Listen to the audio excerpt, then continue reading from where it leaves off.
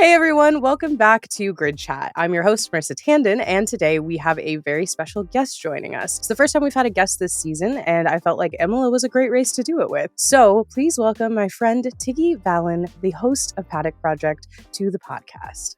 Thank you so much for having me. I'm so excited and honored to join. Marissa, it was so fun to have you on the podcast as well. So I'm glad we get to do it the other way around. I feel like we have a really good kind of lineup. We have very similar approaches to the way that we talk about the sport. So it's nice to swap around and have a good time.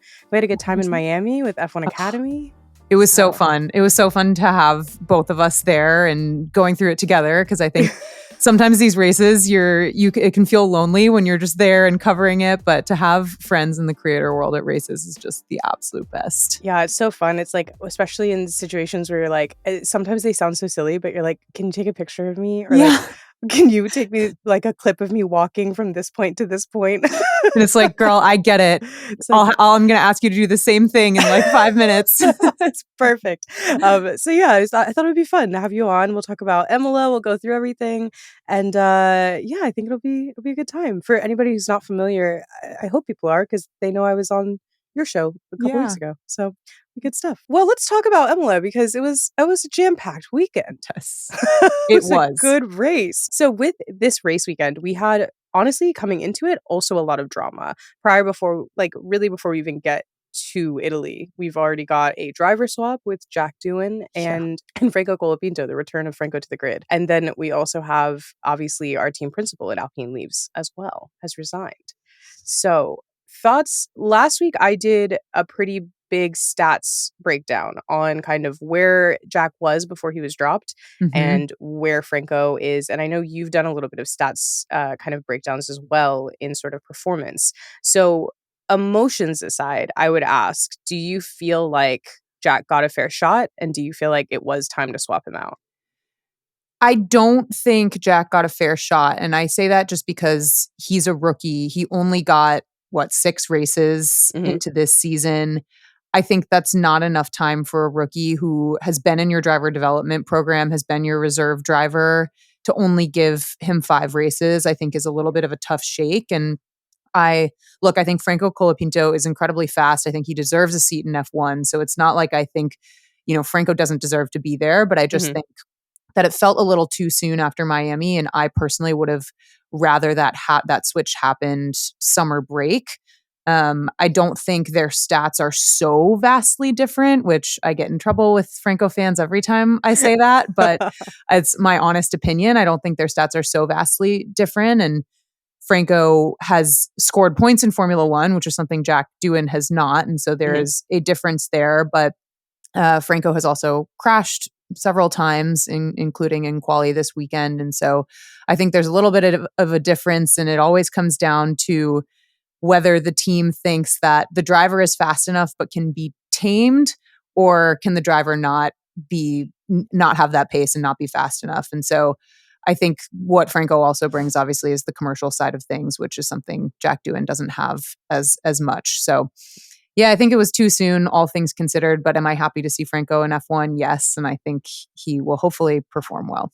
Yeah, I think one of the things I think about this driver swap is very similar to the driver swap with Liam Lawson and Yuki Tsunoda, which is that I feel like the wrong decision was just made at the beginning of the season prior to. And like, unfortunately for Jack, nobody saw the potential in Franco until everyone had already filled their seats. And once Alpine signed Franco as a reserve driver, I sort of felt like Jack's days were numbered, just by virtue of the fact that we talk so much about this idea of like ceiling in drivers when it comes to Formula One and who has the ability to be developed further. And I think everyone seems pretty convinced that Franco has a very high ceiling. And Jack, like you mentioned, has been with the team for so long. And I think they have the numbers that we don't have to know how far they really believe Jack can go. And obviously, they believed he could go far enough to actually promote him into that seat in the first place. But I think when they looked at it I do think there's so much data that we're not seeing in terms of simulator data, in terms of that type of stuff. And so it's hard, because I feel like if Franco had been available when Jack's contract was signed, I don't know that they ever would have signed Jack in the first place. Yeah. Which sucks for him. Obviously, like you said, he's been a part of the team for so long. He is a part of developing this car and kind of building a team that has been able to be more successful than it used to be in the past. But it's also difficult because there is a rumor that he was only signed for 6 races in the first place, and I Mm, almost feel like it was, again, that's not confirmed, just a rumor. We do know that Franco has only been signed for 5 races, as they included that in the announcement. But I think there's this situation where it's like, if they had both been available, would they have put Jack through what they've now put him through? yeah. You That's know? fascinating.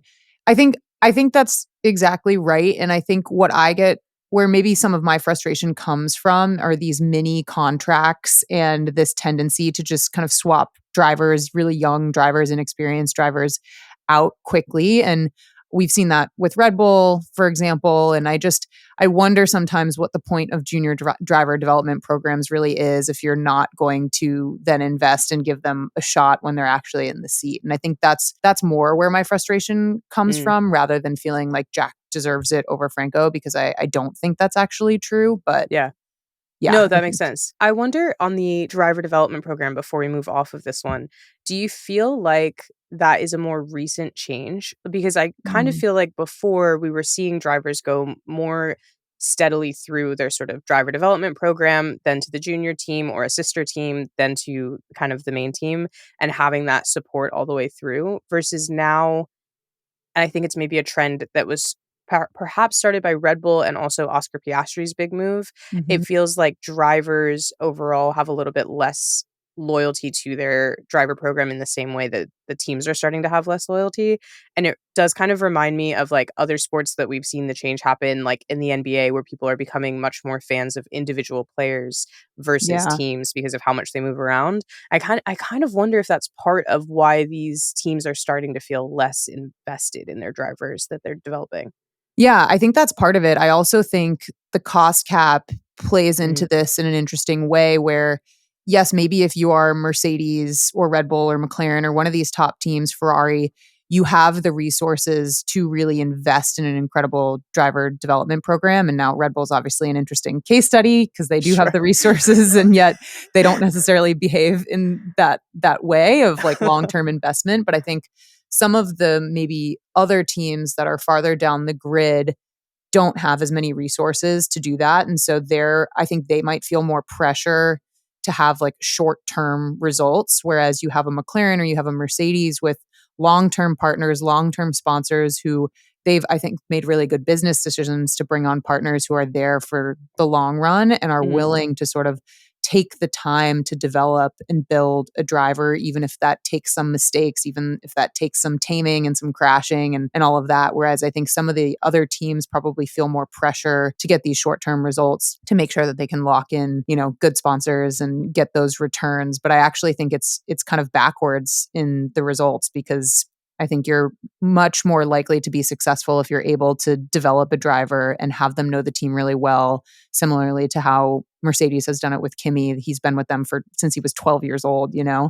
And Kimi obviously is an incredible talent, but I think that support goes a long way. But I think you have to have the right partners and you have to have the right long-term mentality to be able to do that. I agree. Yeah, I think it's an interesting shift, and especially when you bring up the sponsors and the commercial aspect of it. We know Franco brought a ton of money to Williams, and we know he's now bringing a ton of money to Yeah. Alpine, and it's hard to ignore that aspect of it when we're putting kind of driver up against driver. So, Yeah, and it makes you wonder if he is crashing, if he's given a little bit more leeway because he is bringing in so much money. Obviously, crashes are incredibly expensive, and that yeah. does run up against the cost cap and things in certain ways. So, yeah, there's not a ton of leeway you can have there, but I wonder if you're that commercially successful and commercially viable that you have a little bit more I leeway. have to assume, yeah, and especially as long as you're turning it into results as well, which we'll get Yes. into when we get into the race itself. Last thing about Alpine from pre-race weekend is Oliver Oakes. Obviously, this one, It's gone kind of quiet, and he was yeah, at Imola this weekend, which he is was with High-Tech's F2 and F3 teams. yeah. I'm curious about your feelings on this because this gets into sort of the business side of this sport. Obviously, we know that there were a lot of rumors swirling around, but ultimately his brother was arrested over Yeah. some pretty serious charges. Yeah. And it seems like now Oliver may have stepped down in order to take over his brother's duties with high tech, as opposed to, I think a lot of the speculation was that he was Wrapped perhaps up in entangled it. in this. Yeah. Yeah. Yeah, that's not the direction I thought it was heading for sure. When all of this broke, it just felt like too much was happening at the same time. Like Hmm. he steps down, then you find out that his brother gets arrested for transferring criminal property, has a ton of cash on hand. There is Yeah. this connection to the Mazepins, and Oliver Oakes is, the founder and owner of this junior team. So you're like, he has to be involved in some way. But yeah, now it seems more to your point that he's just kind of stepping in to take over, and maybe there was some disagreement with Flavio Briatore and it was time for him to leave Alpine, who really knows what happened behind the scenes. But it felt like there was a lot happening at the same time with all of that, and then the Jack and Franco announcement at the same time. It Yeah. almost seemed unrelated, but it feels like too much of a coincidence for all of this to be unrelated. It was in such an insane order as well, because we had the driver announcement first, then all of a sudden we see Oliver Oakes kind of resign very suddenly. Then we have Flavio come out and say, I'm seeing a lot of speculation because a lot of people were saying, obviously there was a disagreement and Ollie doesn't think it's acceptable to get rid of Jack so quickly. And then Flavio kind of comes out and is like, it's a personal matter. And everyone's like, yeah, sure. And then Sure. maybe it is a personal matter because your brother has been indicted on pretty serious crimes. So Yeah. it's like, you're right. It was so much happening. And I do wonder how much of it was connected versus how much of it is truly something that maybe he wasn't involved in and he's trying to scramble to adjust, and or maybe he is involved in and one person's taking, the fall. There's a lot going on. And I am curious how it's going to affect Alpine moving forward, because we Mhm. saw sort of a stand-in team principal this past weekend, because I Yes. believe Flavio technically cannot assume those duties. And it's an interesting sort of conversation with Flavio in general that we've been, I think, kind of skirting around as much as we can this season. But Flavio did, for those of you who are like newer to the sport in general, have originally a lifetime ban from returning to Formula One ever again, Yeah. which was obviously ultimately overturned. But it is interesting how much sort of sudden scandal we have as soon as we see Flavio return Yeah. to the helm. It's not a coincidence that where chaos is, where there's smoke, there's fire, and usually that spark is controversial figures in the paddock. Truly. I will say, I kind of loved his edit in Drive to Survive this Yeah. season. You have this like epic sort of talking head version where they're like, Flavio's coming back. And then you have all the team principals being like, if you ask someone, they'll tell you he's the greatest cheater and criminal in Yeah. this sport, or he's the biggest winner. I was like, wow, okay. Oh my gosh. And the montage of him being sort of like the playboy of Formula One, I was like, who is this man?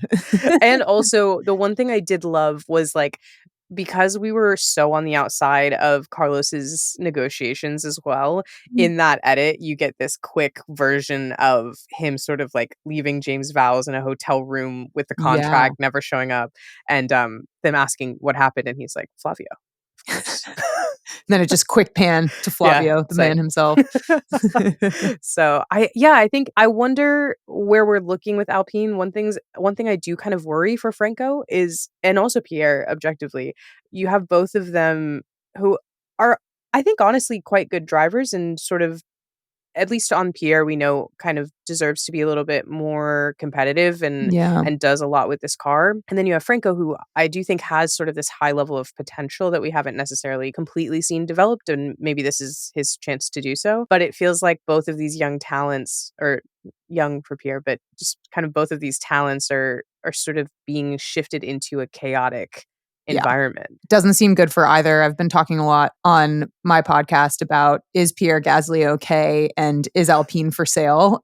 And kind of what is the future of that team, especially with Renault not being an engine manufacturer anymore and then becoming a customer team, and their results haven't been good. A lot of chaos and movement at the top and in management, and drivers cycling in and out. And you just feel for someone like Pierre Gasly, who is an incredibly good driver, Yeah. talented, tenured, knows what he's doing, but yeah, is just not being given a car or an environment to succeed in. So it is Yeah, tough it's to see. tough. Yeah, and I do hope I think with Flavio, it's either going to be a sudden incredible turnaround with some bumps in the road like we're seeing, or we're also going to see sort of just, again, you know, a little chaos. Yeah. A burn Okay. it to the ground type Yeah. situation. The one thing we can say before he was banned, there was a lot of winning happening Yeah, under his tenure. it's Was it true. winning without dubious circumstances? No. But it was still winning. Exactly. By what Oh, man. means? All By means any means. necessary, I Yeah. guess. Yeah. All of them. Well, moving into our actual race weekend, we know we're coming in with a level of chaos, obviously. And unfortunately, I think some of that chaos did stretch into our actual race weekend, fortunately or unfortunately, I think. But kind of talking free practice first, we had a sign of what was meant to come, which was we did see Isaac kind of leave the track, hit the gravel, hit the barrier. Luckily, nothing too big, not as big of a deal as we saw last year with Kimi, which I Yeah. thought was good. This track is punishing. It's narrow, and there's been a lot of changes made throughout the years, especially with the dangers we've seen in the past. Of course, Senna, but they've added a lot of chicanes here and there, but you still just see how punishing and narrow and fast these corners are and the gravel. And we'll obviously get to Yuki's crash, but Yeah. it's a tough track. Yeah, and you bring up Senna, which is perfect because I did want to bring up sort of the safety changes that we've seen because I think luckily, I mean, this weekend was really a demonstration of how far these cars have come safety wise because we Yeah. did see some pretty tough crashes. And also we saw similarly with the Halo specifically in Indy 500 qualifying, we also saw another Mhm. driver in a completely different series saved for the same sort of Mhm. feat of engineering with the Halo. Um, and I do think it's worth noting, like, this sport is so dangerous, but it has become so much safer due to these changes Yeah. that we're seeing people make. And it's interesting because people used to be when we first saw, like, the Halo come out, one thing I found very interesting was finding out how many people were against it. They were like, "Oh, it's not real racing." I'm like, Yeah. "It is life-saving, and I don't really think it's in the way." Totally. I think people thought it was ugly. Mhm. People thought that, yeah, it's actually crazy to me. Even drivers were against it back when it was being implemented. And now we've seen, even in the past several years, it's saved upwards of 5 lives for sure, Yeah. and including Yuki Tsunoda's this weekend. And so Yeah. thank God for the Halo, I think it truly. was just truly like a very big demonstration of like to see Yuki get out of the car after that crash Yeah. was obviously very happy to see him get out of that car, but also just so shocking that he was completely okay and able to race again. Yeah. It has gotten a lot safer, but I think these incidents during weekends like this remind us how much of a knife's edge this sport is. It's such a thin margin between us laughing or complaining about driver radios and funny moments and, the lives being potentially at risk here. So I think it's a good reminder of how much these drivers do put on the line and how much they do risk to go out there. But at the same time, it's so nice to have seen such great safety developments over the years. Agreed. Yeah, and I think I mean we had a number, I guess we can just go through the number of incidents that we had which were pretty numerous. We had Isaac obviously in free practice. We also had Yuki in qualifying, and we had Franco Colapinto's crash as well. I think Yuki's was definitely the most concerning in terms of how bad it looked, and the car actually essentially doing a barrel Yeah. roll in the air. Not great, but luckily Yuki was okay, and so was everyone else. But like you said, we've got also a ton of damage to these cars that then had to be repaired before the race. I was kind of surprised to see both Yuki and Franco be completely back to normal and able to Yeah. race. So, Definitely. yep. And Max even said that at the end of the race on the radio. He was like, wow, thank you guys for staying up all night and then also doing 2-second pit stops, Yeah. essentially. Like, Was it's crazy. wild. So impressive. I think especially in these moments when these cars are, like, destroyed in this manner and we see them get race ready as quickly as they do, it always reminds me I think a lot of times on TV, we kind of forget how big these teams are and how many people it takes to get these cars Totally. on track every week, and I think when you're, like, watching these cars go, you're like, "Oh, that is, completely crumpled," and then the next day, they're like, "No, it's fine. It's Yeah. totally cool." There she is, brand new. Yeah. You go out there and be somebody, you know? And then I will say, my big theory about what happened with qualifying is Kimi got an entire classroom full of young Italians, and they're wearing Mercedes gear in Yeah. Ferrari's home country. I think as cute as it was, Bad juju. I think there may have been a small curse unlocked. That's so funny. Yeah, because it's definitely his worst race weekend. Not necessarily his fault, of course, with the Sure.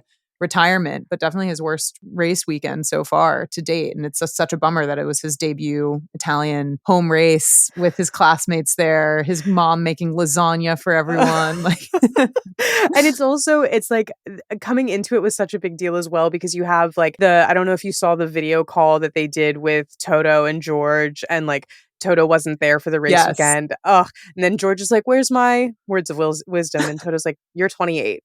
Like, you're supposed to be providing the words of wisdom, George. Yeah. He's like, "Please don't, not today." So funny. Yeah. And I've noticed, I don't know if you've noticed this, but it seems like every time someone has a birthday, they have a family member, it's the worst race weekend they've ever had. I know. I know. Like, think about Oscar Piastri's home race in Australia. Right. I'm like, for me, I'm starting to think if I were an F1 driver, no one could ever come. No loved ones, no birthdays. Well, you will never know my birthday. You know what I mean? We don't have anything to celebrate. We're here to race. Yeah, exactly. So, and it was funny. I did, after qualifying, text someone and was like, I do think that it was the spirit of Ferrari that was upset by Kimi bringing all these Italians in and getting them to wear Mercedes gear, because you look at it and it's like both Ferraris and Kimi knocked out 11, 12, 13. So tragic. It's like, that's a curse. That's so actually tragic. A curse. It was a bad Saturday for Italy. It really was. Very bad Saturday for Italy. And an okay Sunday. Sunday. Any other big highlights from qualifying for you? I'm trying to think. Obviously, the Franco Colapinto crash was tough. And then Ollie Berman not making it through to Q2 with the sort of just barely not making it over the line, which I think was a questionable call, to be honest. Yeah. And then seeing Franco make it through and then crash, obviously, was tough. So I think that was a missed opportunity for Ollie. But I think Oscar's pole was such a highlight. So fun to watch. Obviously, Max is incredibly talented and had that provisional pole, but Oscar pulling it out was so fun. Yeah, it was. I do love a neck and neck qualifying, which we seem to have gotten a couple more of recently, as opposed to sort of just one driver truly dominating it throughout and, being so significantly far ahead. I love a last minute change. Yeah. On the Ollie side, I will say on the replay, I do think that he was robbed. I think he was fully across the line before that red flag. And so did the announcers and the broadcasters. Everybody thought that he was across the line. So I'm really surprised that didn't reverse. I did see Ollie address it in a sort of like post qualifying interview type of situation. I think it was in the media pen. I don't remember which outlet it was for, but I did see him kind of say something along the lines of, and I'm paraphrasing to be clear, that once they sort of make a decision, it seems like they are unwilling to reverse the decision, even if they know they're wrong.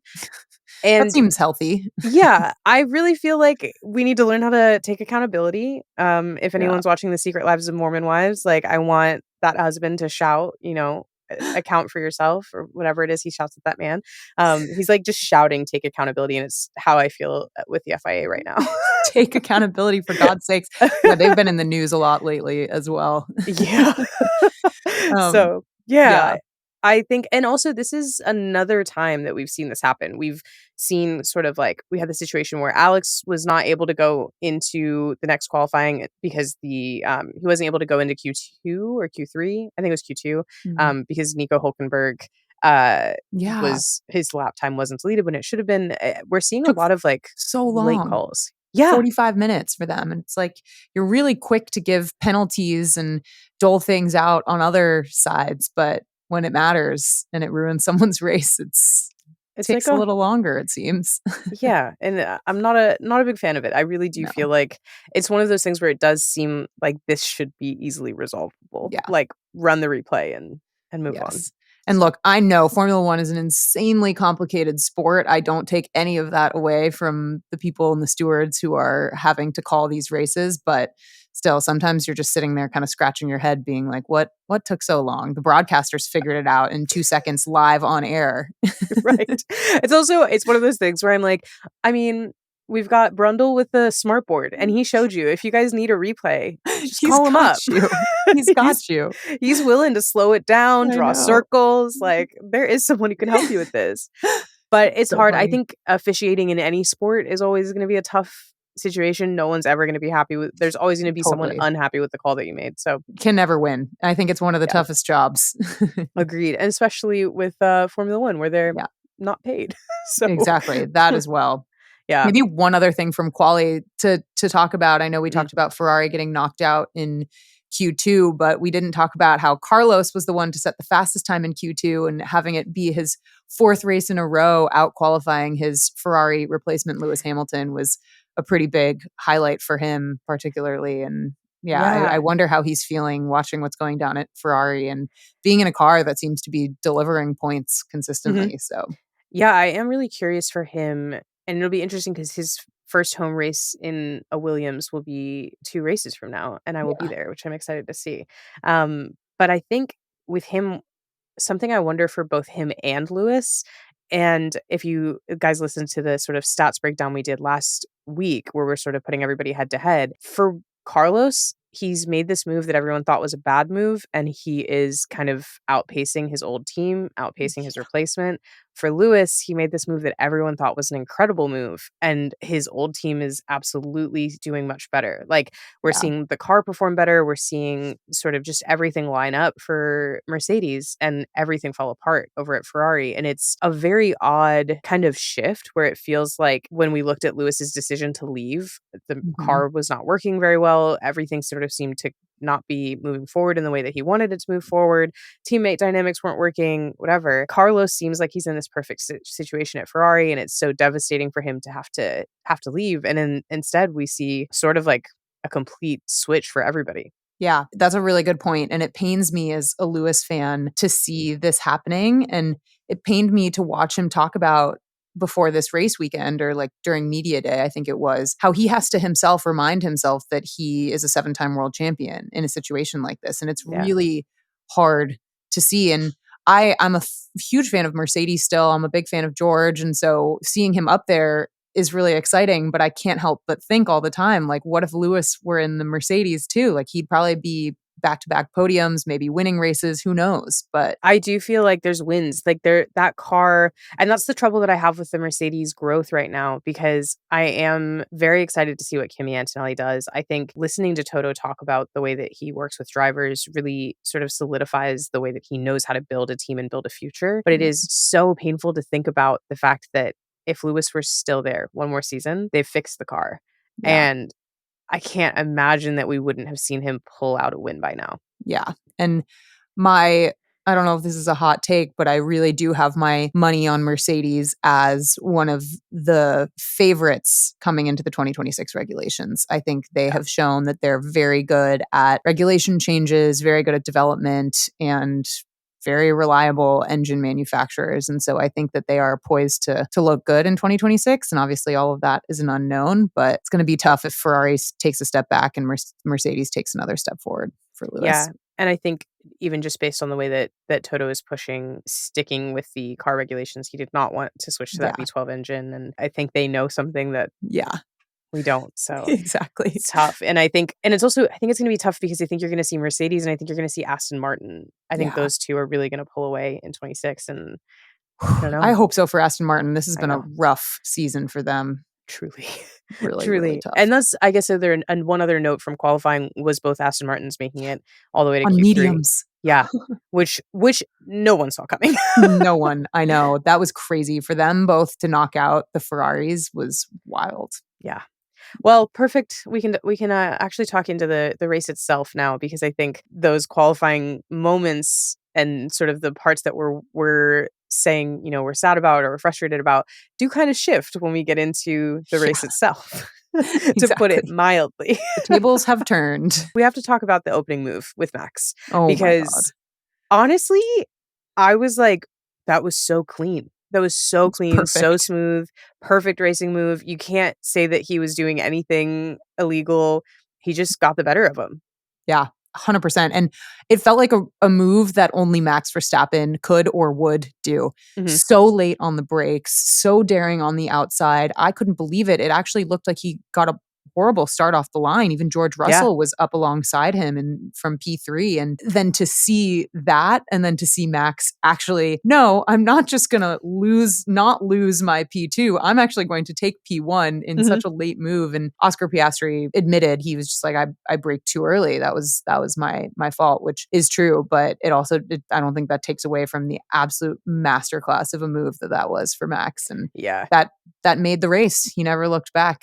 It was a gorgeous move. I was Yeah. also I think we talked for so long about Max's dominant era and Red Bull's dominant era and, "Oh, it's so boring," and all of this. I was so happy to see Max, like, have just the smoothest race, Yeah. perfect pit stops, everything was under a safety car for him, like, never had to stop, Yeah. never looked back. It's like, "You know what?" It's fun.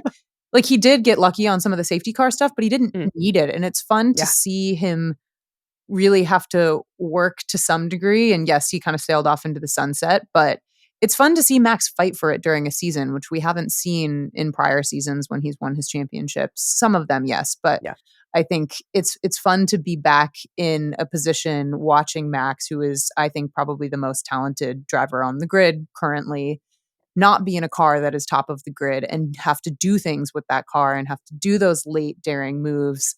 Like, because that's what Formula One is about, right? Like, we're watching yeah, the best in the world and we're seeing the best in the world do things with a car that is not currently the fastest. So it's a yeah. treat.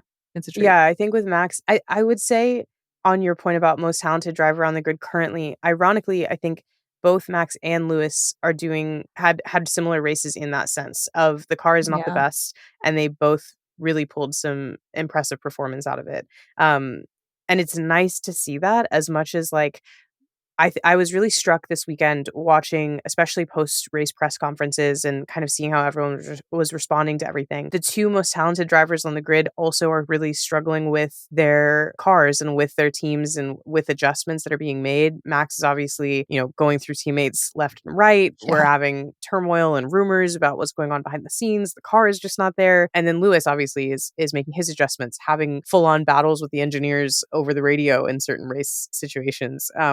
You've got just not to bash on either of these teams, but just things are not working the way that they want them to be working. And you see sort of just like this championship caliber driver is still there. And I think that's where we get into this conversation of like, is it the car? Is it the driver? Yeah. Obviously, the driver needs a car, but a real true championship driver can do what both of them did this weekend, which is pull that performance out anyway. Definitely. And I think about that car versus driver debate when you look at McLaren too, because the first person you have to beat, which is so incredible about Formula One and so unique about Formula One, is your teammate. So, Mhm. yes, the car is important, but at the end of the day, it's driver versus driver in the same machinery. And so I think we're going to see that debate play out with Oscar and Lando. But yeah, I know we haven't talked a ton about McLaren yet, but I'm sure we'll get to Yeah. that. But Oh, we definitely will. yeah. Yeah, I think just with the opening move with Max's race, like we said, is completely done after he makes that move. Beautiful, smooth sailing, nothing goes wrong. And I was just happy for him. But then Same. we can move into the McLaren situation because this was a little bit more complicated. I have to say, like Oscar said, he was too early on the brakes. And my trouble with Lando and Oscar, and I don't know if this is an unpopular opinion, but again, like looking at numbers is really where I try to be objective versus just being a fan, which I am. So, when I'm yelling at my TV, it's a different opinion, but looking at numbers on certain things, what I think has happened with the McLaren drivers specifically is that they both have this incredible car. And it really has come down to which driver makes a mistake early on in the race. Mm, Because as soon as they get into that clean air, they can run away for so long. Lando has shown that he has a stronger ability to catch up if Oscar gets ahead than Oscar does if Lando gets ahead. Um, and if one of them makes this sort of a bad move early on in the race or the weekend, we sort of see that that is what drops them down and that the car is just so significantly fast that they're able to kind of run away from their teammate in that way. And I think this weekend we saw Oscar make the bigger mistake. yeah, definitely. I think the qualifying versus race pace thing is really interesting because I think this might be, is this the first pole position Oscar has had that is not converted into a win? I think it's, if it's not the first, it's one of. It was tough to see Oscar. I don't know if I would necessarily call it a mistake at turn one, but I think Mhm. he didn't race as hard as he should have against Max Verstappen. You know, Yeah. it is Max Verstappen at the end of the day. So Yeah, exactly. And this is, yeah, you're right, it is the first pole position that he has not converted into a race win this yeah, season. And I think with Oscar, it's like I like Oscar. I do think that he is spoken about with a little bit more I'm trying to find a delicate way to put this. I think people have ascribed more success to him than he's earned, and I think he also mm, has a little bit of an ego that is necessary to be a driver. Like, I think you should believe that you're the best and all of those things, and it's required to be able to do this kind of driving. But I think when we watch him kind of the wins that he has as a we don't see him fight for them a lot of the time. A lot of it mm, is like he does qualify and pole and then he runs away with the race, which is the same argument that we've had about Max before. So it's not saying that he's a bad driver or that that's not anything interesting. It's just that I have noticed with him specifically when he falls behind, it's harder for him to make big moves to catch up versus when Lando does fall behind, he does make these bigger he does have a little bit more of a history of being able to fight through the field. Um, and it's an interesting thing that I think obviously we need more time for it to play out to see how it's going to, be managed. And part of the reason why we don't have that direct head-to-head feeling or direct head-to-head comparison is because of how messy sort of like team orders or not yeah, team orders or prioritization has been with the team. So it's like you can't fully say, "Oh, Lando has this, much better ability to fight through the field," when Oscar has outqualified him, so there's less to fight through, and you can't say that he's worse at it if he hasn't had to do it. Um, but you also kind of can't say one way or the other when we get these sort of mixed team mm, orders and prioritizations and things. So with like my sort of asterisk on that, I do think Lando has shown he can fight through a field more than mm. Oscar can. I think I'm a little more bullish on Oscar than that, Mhm, and I do think this weekend was a good example to a degree. Like there were a lot of moves he had to make once he had pitted and mhm. gone all the way back. He had pit right into traffic and had to get Sure. by so many people to climb back up. And yes, Lando ended up coming out on top in terms of the between the two McLaren drivers, but I do think Oscar had to fight for it more than he usually does. And I think I wouldn't necessarily call Oscar Max Verstappen caliber yet, but I do Mhm, think that he has earned the praise that he's gotten. And I think mhm, part of that is the consistency and the level headedness, which I think I said this on an episode at one point, but I think uh, I forget exactly how it was phrased, but on Lando's day, Lando seems to have the edge over Oscar. The problem is it's hard for Lando to always have his day. And I think mm, Oscar is much more consistent and much more level headed in a lot of ways that we've seen, even if he necessarily hasn't necessarily had to fight through the field for everything. I mhm. do think Oscar deserves the hype, so to speak, that he's gotten. But I take that point for sure, and I think Yeah. it will be a test for Oscar to have to climb through and get those amazing recovery drive wins and podiums that we've seen all the other great drivers do. So Yeah. I think you know what it is with Oscar? I think this weekend specifically was tough because I will say not just for Oscar, but throughout a lot of the kind of fighting through the field when people were pit stopping and kind of coming back out. I think we were sort of seeing a lot of people move out of the way pretty quickly. And it was yeah, just because they knew that they weren't racing this person. They weren't going to take sort of like the tire degradation. So to me, it wasn't a hard fight for him to get back through. I think so many people sort of essentially did just kind of move out of the way as soon as he yeah. got close enough, which Was it was an Yuki also who moved? He didn't move out of the way, but wasn't Yuki instructed to hold him up? And then yeah, and he it took just didn't. 2 seconds for Piastri to get by. Yeah. So it was like, I think I don't know how delayed that radio message was, but they were essentially like, please hold him up. And then all of a sudden it was like, and He's Oscar gone. overtakes Yuki. So yeah, it's like, I think, it's hard to say. I'm sure some of it was fought.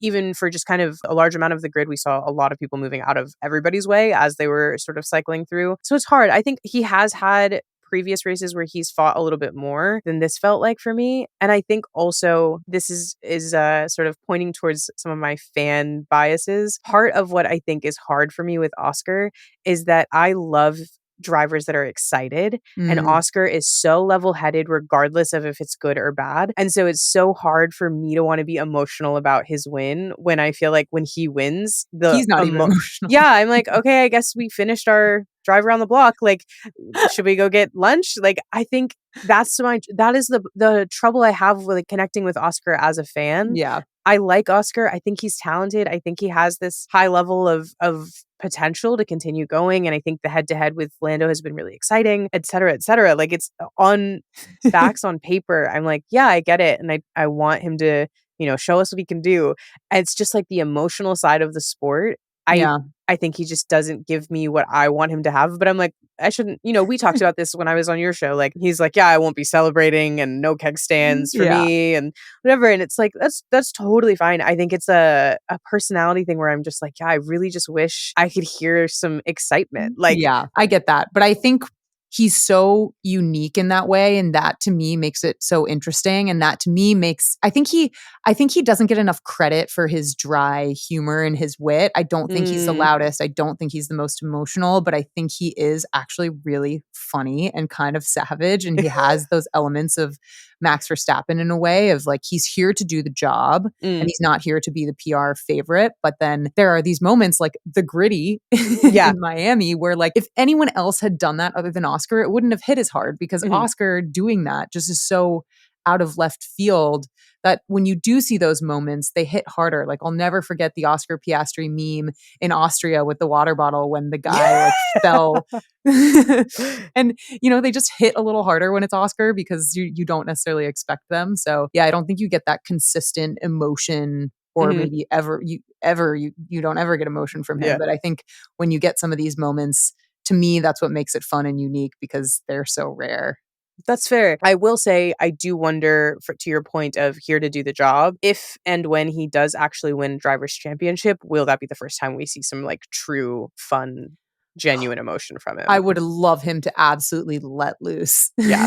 To just like something scream. tells me it's not happening, but No. I would love that for him. It's like, I love a good crying sports photo. Yeah. I love some emotion. I love big things. So it's funny because his mom especially is such a character and so funny. And so she seems outgoing and just like willing to kind of put herself out there. And it's funny. I feel like the fact that he was raised by her, they just feel very different to me. Yeah, I agree. I do. I think you can see some of it in his humor, but definitely the lack of flamboyant emotion, we'll say, is just not there. I will say, okay, from the stats and figure side for Oscar and Lando this race, I will say we saw an interesting scenario because I actually thought Lando had no chance of passing Oscar when we saw Lando do his pit stop a single lap before the VSC came out. And I was like, come on. Such bad luck. Such bad luck. Truly. But then we see a pretty impressive drive from Lando, even with an additional pit stop to put scrubbed tires on. Yeah, definitely. And I one moment of the race that was interesting on that was Lando sort of politely getting on the radio being like, I have fresher tires. Oscar's tires look really tough. Like, I'm not asking you to switch us, but I'm just going to put it out there. Yeah.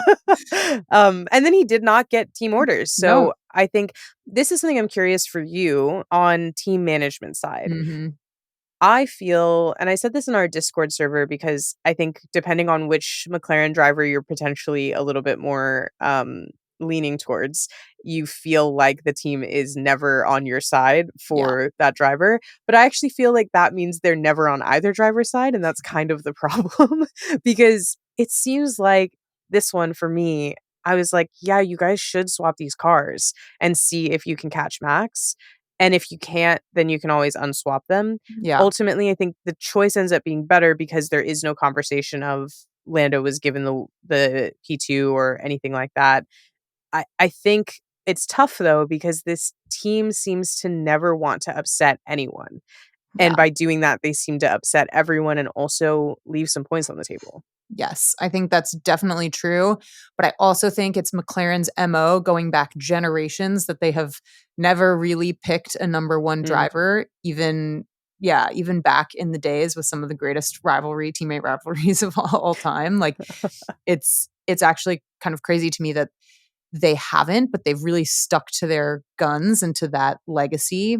Mhm. And I think we got lucky this race that there wasn't an incident or a more of a to do over the radio of kind of the arguing of the back and forth, and Lando was able to make the move on track on his own. But when that pass happened, it was tight. I was like, they easily could have taken each other out if they Yeah. weren't as talented as they are. And so I do think McLaren is going to have a tough time if they continue this sort of neutrality, so to speak. And I think it's hard because they're both incredibly talented drivers. They're both world championship caliber. And it's so early in the season that I can see why they wouldn't kind of give team orders or favor a driver this early until there is much more of a lead built up. But I do think when we don't see something horrible going down between those two McLaren drivers, it's lucky that it's not Agreed. happening that way. I think last year I was so concerned that we were headed towards another Nico and Lewis situation with these two drivers, Yeah. because when there's not the leadership on the team telling you the most important part is that both of you finish the race, you can't be mad with at drivers, like you said, it was very close and I was nervous they were about to take each other out, and that's because Oscar was still trying to defend his position, as he Mhm. should if he hasn't been told to not do so. Yeah. And so it's, and we've had these other moments. I can't remember which race it was, but there was a race where Oscar overtook Lando, and Lando said, "Had I known that that was a threat, it never would have happened." They either need a line that says, "Do whatever you want, just don't crash these cars," or prioritize this, or have these orders. But I think the lack of anything is what leads us to potential disaster. This race seemed better to me. It almost seemed like the pre and post race chats that I'm sure they've had millions of behind the scenes sort of got through. We didn't hear Lando frustrated on the radio being like, "What are you doing? Let me Yeah. pass." He was very polite about it. And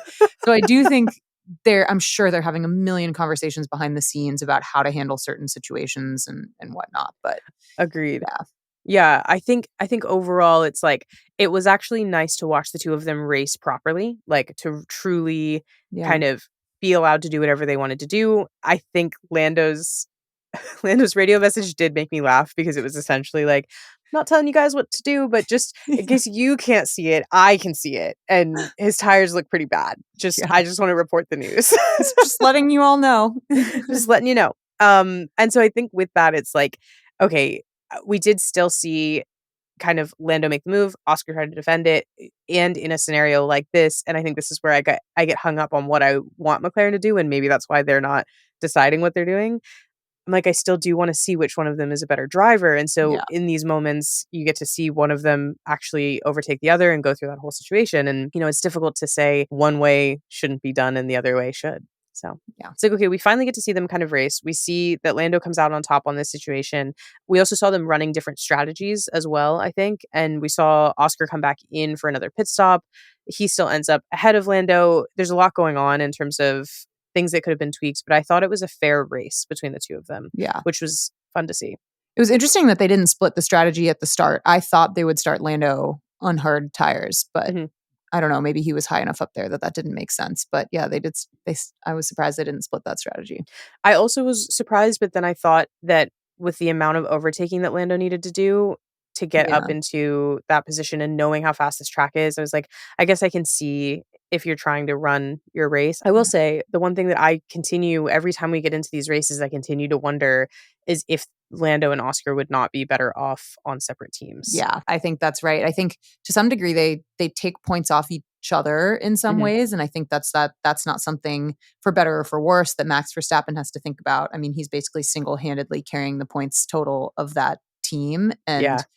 that benefits him to some degree. Obviously, he doesn't have a teammate up there helping him with strategy or being able to hold people off Yeah. necessarily, but it does make it very clear that Red Bull is prioritizing one driver and one driver only, and he gets the benefit of every single call that would be made between the two. And I think that hopefully won't come to bite McLaren. And obviously, it's better to have two great drivers than only one. But I think Mhm.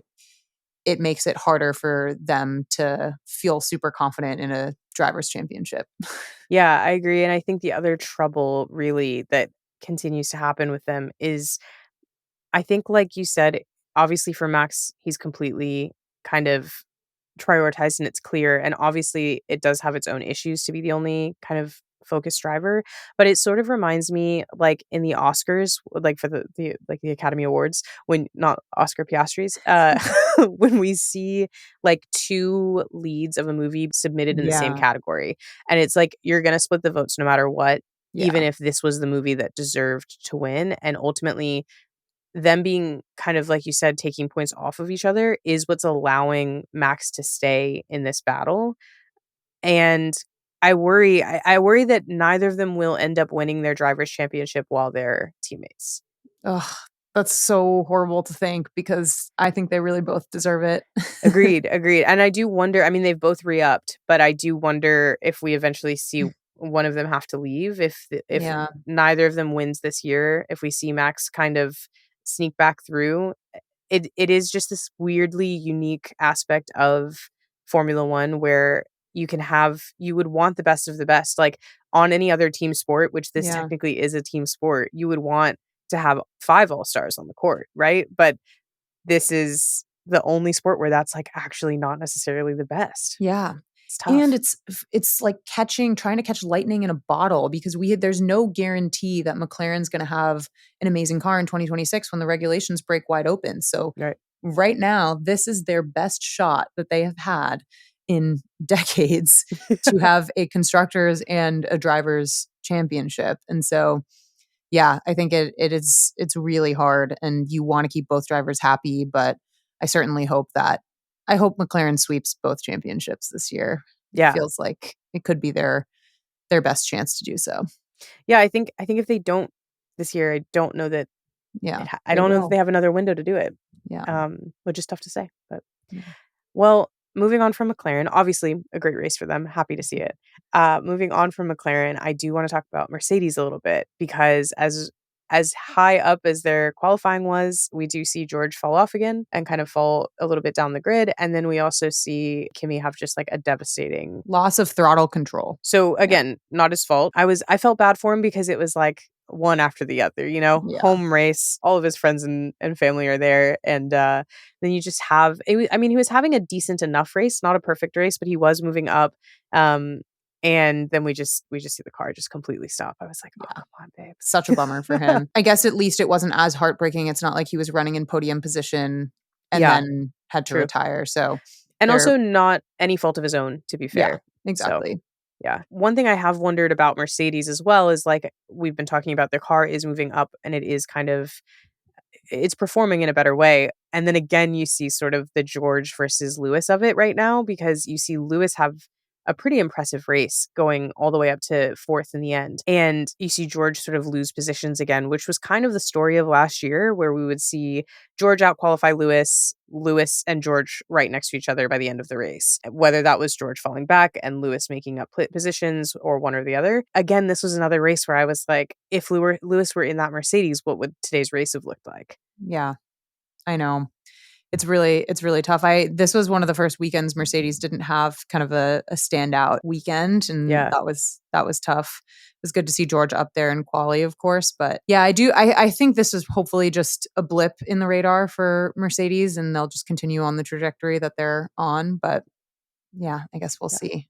Yeah, fingers crossed. Hopefully Yeah, it is just a small situation, which it very well may be. I think yeah, one of the things that we always kind of forget in Formula 1 is each track is a completely different yeah, problem, and next week we may see right back into totally. great And performance. Toto wasn't here this race, so that's what I'm putting it down to. You know, tough race story for Mercedes, but I think you know, they're doing just fine in terms of their life in general, and I think Yeah. they'll kind of pull it back in. Another disappointing one before I think we have like kind of two left that we should probably touch on before we wrap up, but another disappointing story was for Aston Martin because I Yes. think we see this great qualifying. And then we get to this point that Fernando is just truly crashing out on the radio. I am the unluckiest driver in the world. This is torture. I I'm was like, like, sir, "Oh you're a god." two-time world champion. Pull yourself together. I I really with Fernando, the thing that I have struggled with this season in particular is this idea of legacy. And Yeah, I'm like, I really worry that he has gotten to the point that he is tarnishing his own yeah, legacy because there is an entire generation of fans that only recognize this version of Fernando Alonso now, yeah. and he is a two-time world champion.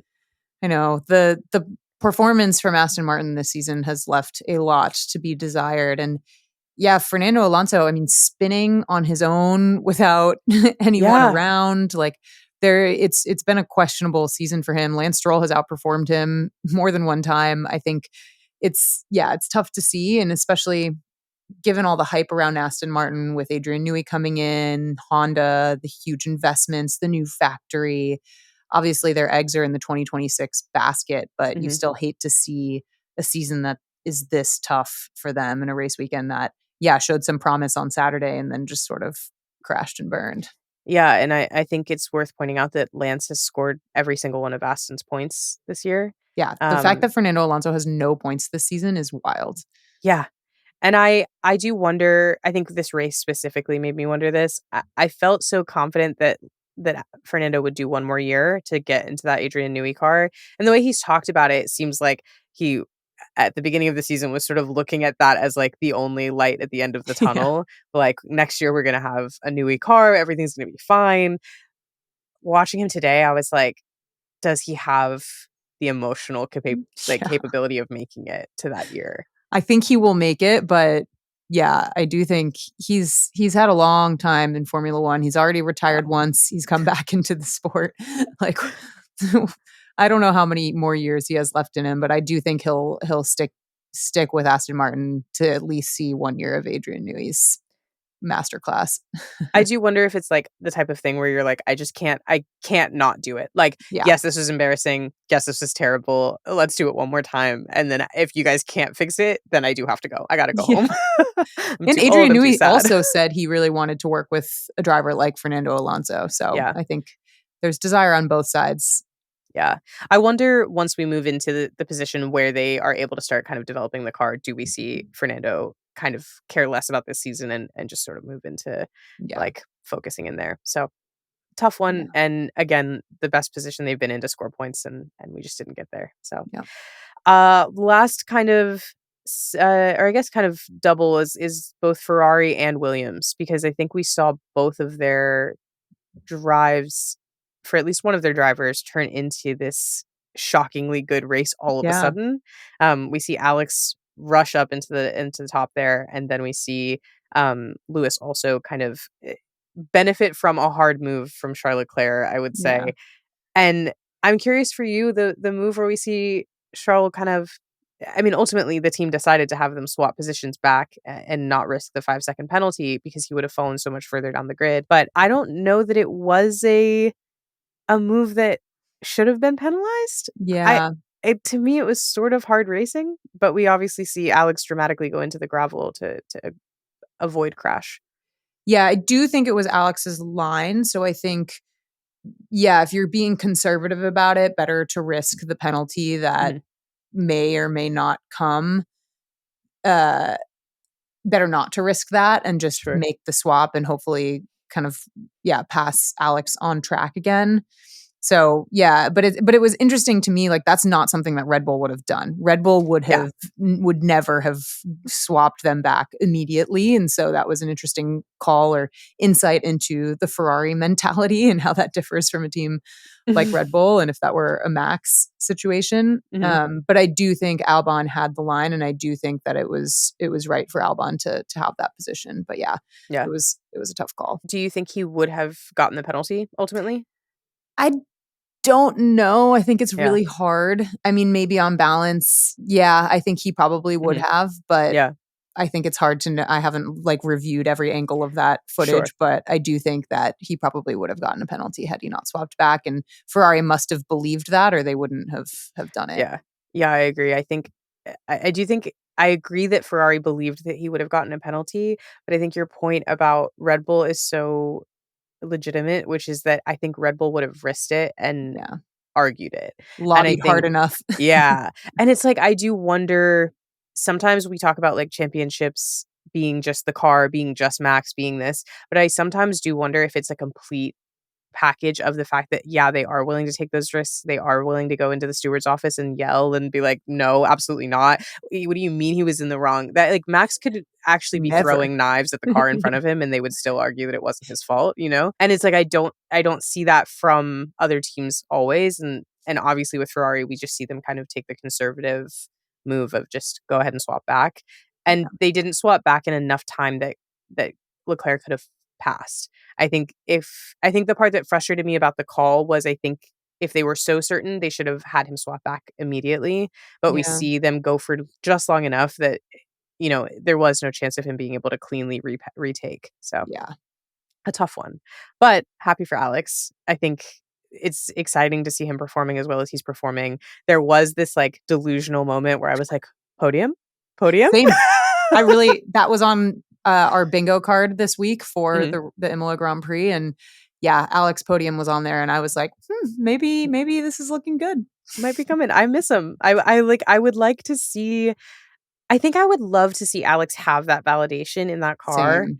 And it's that what James Vowles has done with this team is so, I want to say shocking, but it's almost not, because he came in and told you exactly what he was going to do. And he's done it. Yeah. Yeah. He literally like got on camera. He's like, I'm going to change everything about this team. We're going to go back to winning championships. I hate this Excel spreadsheet. Don't worry about it. Like, We're going to Atlassian, Jira yeah. only. He's like, it's going to be great.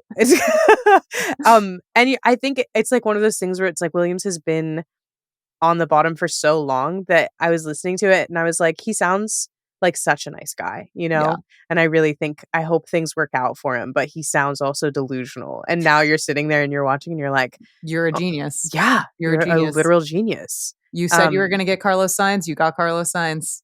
Yeah, and the entire time, I know anybody who listens to this podcast knows I was like, give it up, I'm tired. I was like, God, it's like Let every the week with dream this die. guy. And it's like, yeah, I mean, I think every time I see Williams have a weekend like this, I really am like, wow, James is not only brilliant, but also had to be so much of Mercedes' success for so long as Yes. well, for him to be able to do this. Like, it is like we talked about earlier, there are so many people in the wings that when we now see them come out into that kind of main position, you're like, oh, so you are part of why all of this happened before. I'm a huge fan. Huge Yeah. fan. Big fan. And James, if you're listening, I'm so sorry I doubted you. You know what I mean? I felt pretty passionately like I was missing something, and I was. It was just that you were right. James, I never doubted you. Tiggy wants it on the record. Everything On the record. on the record. Tiggy wants you to know that James, everything you said, she believed. I guess I'm a little bit of a pessimist, but I believe it now. Rightly so. Rightly so. Yeah, and I think that kind of ties us up to the big moments.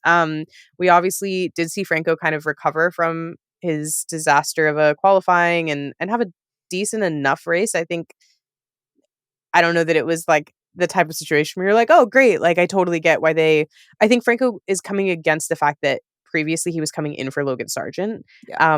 And instead he's kind of coming in for a driver that, you have to show up and just be incredible out of the gate. And Yeah. I don't know. We'll see how he does for the next 5 races, but or the next 4, excuse me. But yeah, I think we had a decent race. It was very exciting. There was stuff we didn't cover just because of the fact that it was actually a very exciting, fun race.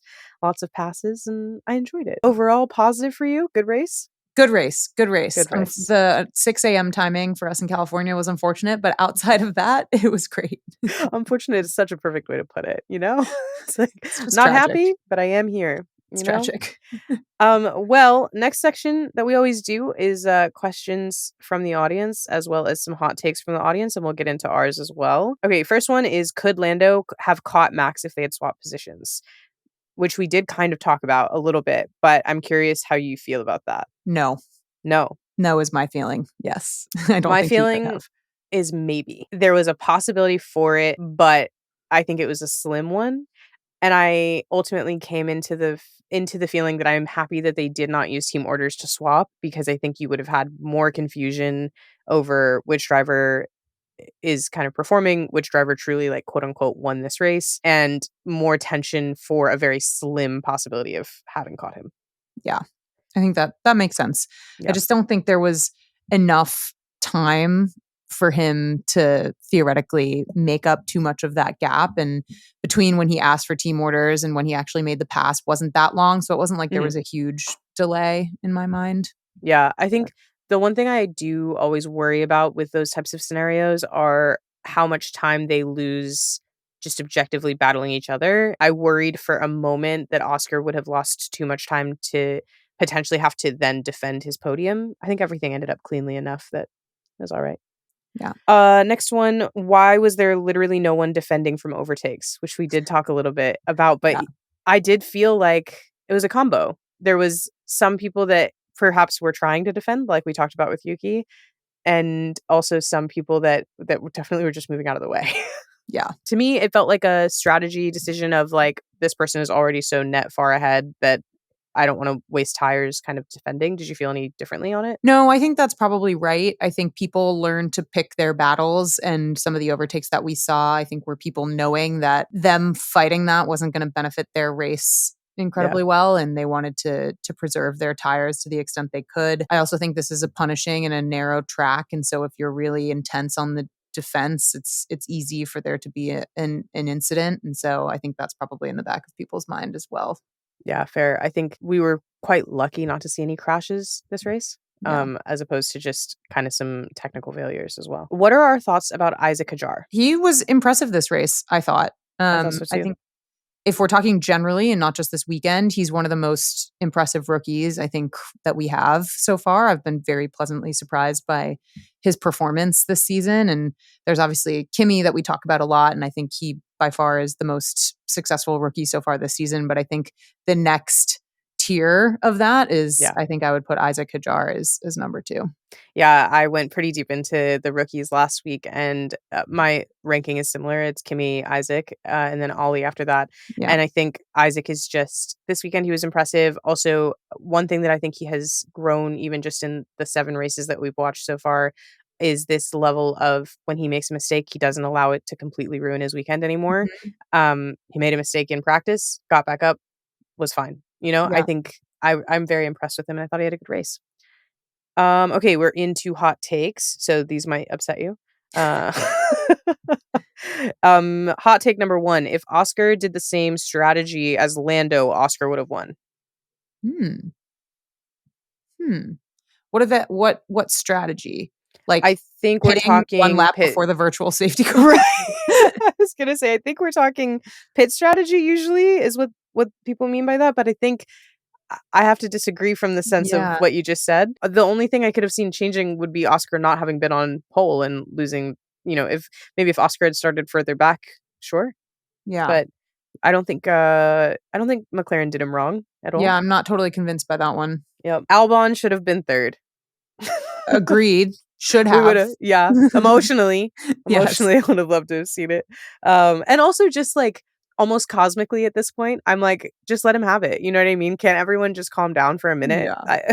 Like, all right. Ferrari is genuinely slow. Hamilton and Leclerc make it look good. Mm. I do think the car is not good. Yeah. I do agree with that. Yeah, so I guess I'm kind of on board with that. I'm not sure how great they're making the car look, but they're doing what they can. I think I really felt for Charles this weekend, purely because we went from, like, first step, his helmet is lifting in practice, which is shocking that that's even happening, and then Yeah. we see a kind of a number of choices this weekend for him in the race itself. I agree that the car is just not there, and so any performance that we're seeing from it is driver Yeah. enforced. 2 left, which are quite quick. Both of them are about Lewis. One says Lewis needs to visit the Pope for a blessing. Which, you know what? I Love. kind of feel like the Pope should just be sending those out for Ferrari. Doesn't it feel like They deserve it. yeah, I'm like, we do have an American Pope now though, so I don't know what the rules are. Does that mean that Williams gets a little blessing? Williams isn't an American team, but they have a lot of Haas. American Haas is getting the American blessing. I don't think it's there though, after this. so someone's going to need to talk to the Pope, and I'm fine with it being Lewis. And last one, which I think is a good way to end our episode. When people say Lewis has lost it, this shows them the door. Lewis has not lost it. Agreed. Let's just be clear about that. But has he had some tougher race weekends and a tougher start to the season than he had hoped in a car that is not as fast as he had hoped, with a team that maybe has some things to learn on strategy? Yes. I think to this person's point, this weekend again shows that Lewis has been who he always has been, which is a champion. Yeah. I think like this idea of, and it's a prevailing thing. We even, like you said, saw him address it in press. Lewis never left. Like, Lewis isn't making a comeback. Lewis has always been himself, and he has always been this incredible driver. I think we've seen him go through some tough points with now 2 teams. And I think also every time I hear people talk about this idea that Lewis Hamilton has lost his ability to drive, which just shocks me every time I hear it. I think about when I was at Silverstone last year and watching that drive, watching him win, watching the emotion, watching the crowd. Yeah.